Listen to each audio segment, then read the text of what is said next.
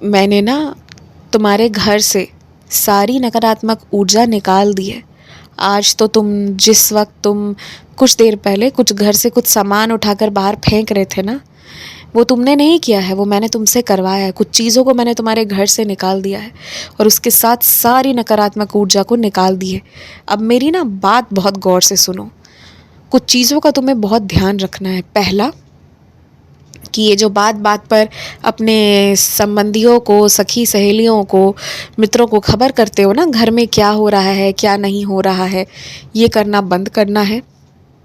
दूसरा, आए गए लोगों को तुमने क्या तोहफा दिया ये बताना बंद करना है अब तुम्हें। और तीसरी बात, तुम घर पे कौन सा सामान, कितने गहने, कितने पैसे रखे हो, इसका हिसाब देना बंद करना है। और सबसे बड़ी बात, अपने पैसों का 1 रुपए का अब हिसाब किताब नहीं देना है। और अगर किसी को तुमने बता रखा है कि तुम्हारे पास बहुत पैसे थे, तो मेरे कहने पर तुम उसे बता दो कि तुम्हारे पास अब वो पैसे नहीं हैं, ताकि किसी के भी मन से कोई भी लालच है तुम्हारे प्रति तो वो हट जाए। ये मैं तुम्हें डराने के लिए नहीं कह रहा हूँ, पर मैं तुम्हें जीवन भर के लिए अब समझा दे रहा हूँ। अब एकदम चुप रहना। अपने पैसों का और अपने चीज़ों का हिसाब किताब मत देना किसी को। कोई आवश्यकता नहीं है ये सब चीज़ें, और अपने घर में कैसे क्या खा रहे हो, क्या हो रहा है, ये सब हिसाब किताब नहीं देना है। जो आए देखे अलग बात है, परंतु फ़ोन पर बात बात की खबर नहीं देनी है। कौन किससे बातें करता है, किसको कौन क्या जानकारी देता है और किसके मन में क्या होता है, ये तुम नहीं जानते। तुम्हें घबराना बिल्कुल नहीं है। कोई तुम्हारे पीछे लगा हो ऐसी कोई बात भी नहीं है।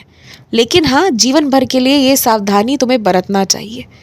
और जितना शांत रहोगे, जितना सुनोगे ना, उतना ही अच्छा होगा। और जितना बोलोगे उतना ही लोग तुम्हें अपने जंजाल में फंसाएंगे। तो इस चीज़ का तुमने ध्यान देना होगा। मैं जानता हूँ कि कोई तुम्हें बहुत मजबूर कर रहा है कुछ पैसे देने के लिए, और तुम्हारे ना चाहते हुए भी कोई सामान खरीदने की ज़िद कर रहा है। अभी उसे ज़िद करने दो, अभी थोड़ा शांत रहो। मेरी ऐसी लीला होगी ना कि वो व्यक्ति ज़िद करना भी छोड़ देगा। कोई लड़ाई झगड़ा भी नहीं होगा, किसी के ऊपर कोई बात भी नहीं आएगी, किसी के साथ कुछ गलत भी नहीं होगा। लेकिन हाँ, वो ज़िद करना छोड़ देगा।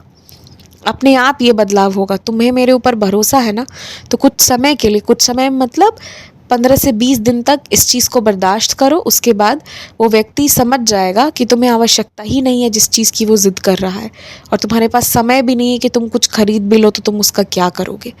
खुद ब खुद वो समझ जाएगा, उसे अपनी गलती का एहसास होगा। अब वो तुमसे माफ़ी मांगे ना मांगे, लेकिन तुम्हें ज़िद नहीं करेगा। तुम एकदम निश्चिंत रहो। तुम जब तक नहीं चाहोगे 1 रुपए भी तुम्हारा इधर से उधर नहीं होगा। तुम इस चीज़ के लिए एकदम निश्चिंत रहो, चिंता मत करो। घर में तुलसी के पौधे यदि सूख गए हैं तो कल जब दफ्तर जाना तो तुलसी के पौधे लेकर आना, स्मरण रहे लेकर आना। और तुलसी का जो पौधा है उसे अच्छे से, उसका वृक्षारोपण होना चाहिए, और सुबह शाम उसकी पूजा होनी चाहिए। दीप धूप बत्ती जो भी हो सके, जैसे भी हो सके वैसे पूजा करो। और घर में भी सभी सदस्य को आदत लगाओ सुबह शाम पूजा करने की, क्योंकि ज़रूरी है उनका किसी भी बहाने से आकर कमरे में बैठना और भगवान की तरफ देखना। क्योंकि जो भगवान से दूर होता जाता है ना, और जो पहले भगवान के निकट था और एकदम से अब दूर हो रहा है, तो ना जाने वो किसके करीब जाएगा। और कोई अगर परेशानी में है, उससे निकालने का सबसे अच्छा तरीका है उसे भगवान के सामने उठाना बिठाना शुरू कर दो।